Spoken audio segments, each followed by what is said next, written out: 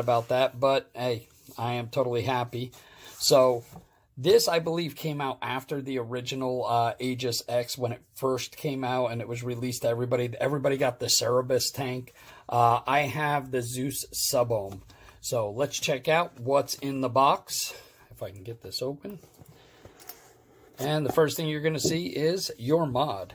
So the mod is nice and wrapped, nicely presented. Ooh, that's so satisfying.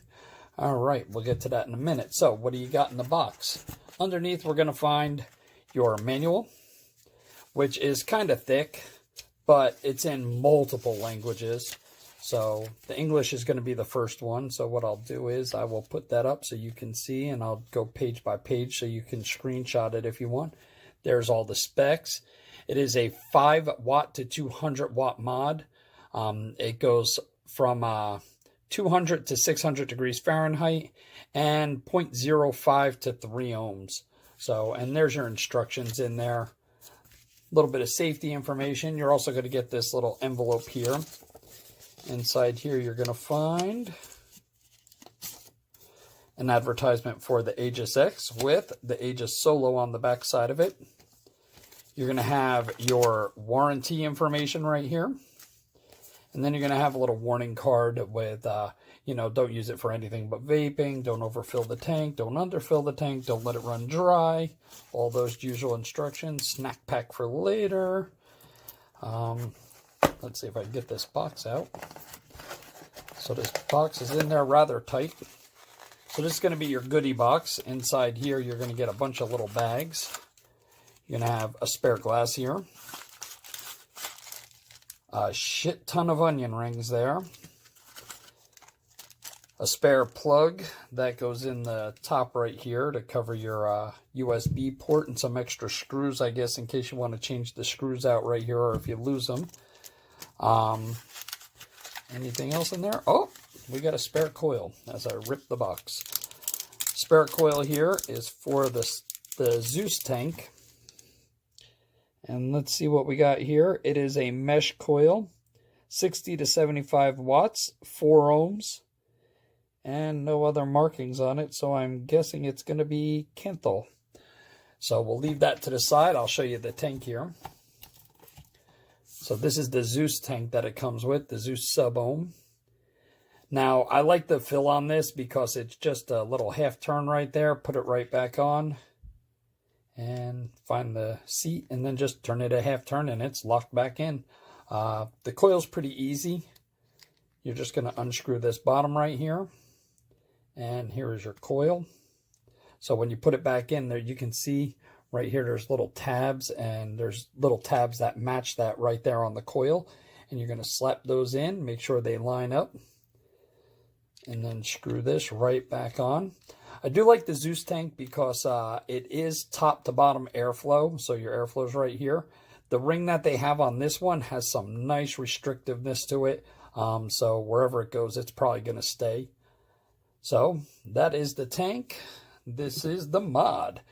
The mod here itself is going to be usual operation. 5 clicks on, 5 clicks off. So you're going to go 1, 2, 3, 4, 5. And it's going to load up. All right. It is not a touchscreen, although it does look like a touchscreen because it's nice and shiny and, it looks good. So I do like the angled buttons on it. They're nice and tactile. They got a nice clicky feel to them. There is no atomizer on here. So it's basic 5 clicks on, 5 clicks off. You're going to do, for your basic operations, 3 clicks, 1, 2, 3. It'll tell me no atomizer. And there is my memory 2, memory 3, memory 4, and back to memory 1. Now, you can also change these out for each one. So if you want memory 2 and we're just going to stay there, it's going to go down to power. So you can set the power for just regular wattage use, or you can set a curve. You can put it in bypass, stainless steel, nickel, titanium, and the temperature curve. All right, and then once you get there, you can go to your standard over here, which is now highlighted, and you can make it powerful, soft, or back to standard, which I like the standard. Once you pick that, you can go down to your coil. You can have it reread your coil. Let's get back to that. You can have it reread your coil by pushing the up or down button. and then you can reset your puff counter just by pushing up.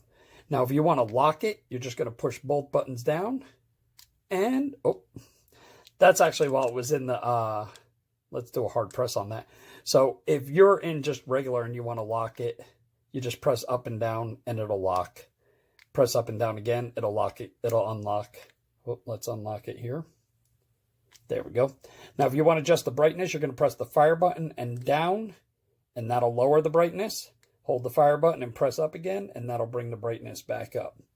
Which I just leave it all the way up because it's got two decent 18650s in there and it's not going to change at all. Now, if you want to change your theme, you're going to press 3 times to go into this menu and highlight the memory. All right, and then you're going to press these 2 buttons, the up and down, and you're going to hold it, and that'll bring you in. So with this, you can change your theme and have your auto. All right, your theme is going to be these different looks. I like this one because it looks like a nice watch. And you just pick that one by clicking the fire button. You can change your color. So you got your blue, orange, a yellow, a red, and a bright green. And I like the blue. So there's your version.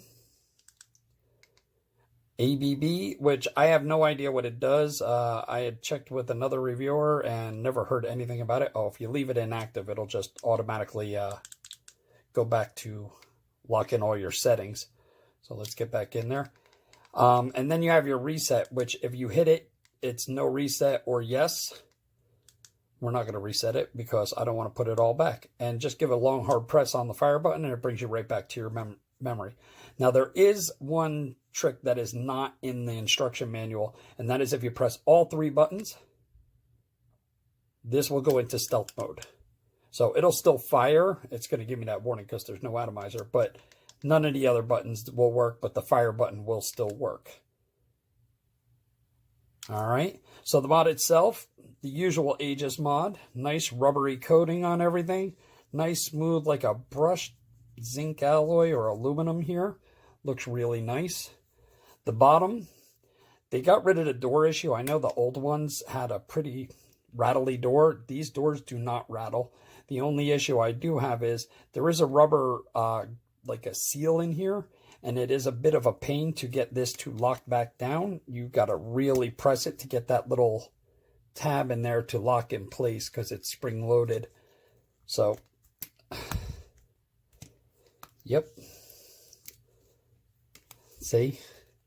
And that is my only issue, because if you look at this, and I'll pop it back open because I'm an idiot. If you look at this, it already looks chewed up, and I've not used the mod at all. So that's the only issue I have with this one. And it will not go in unless I use 2 hands to push it back in.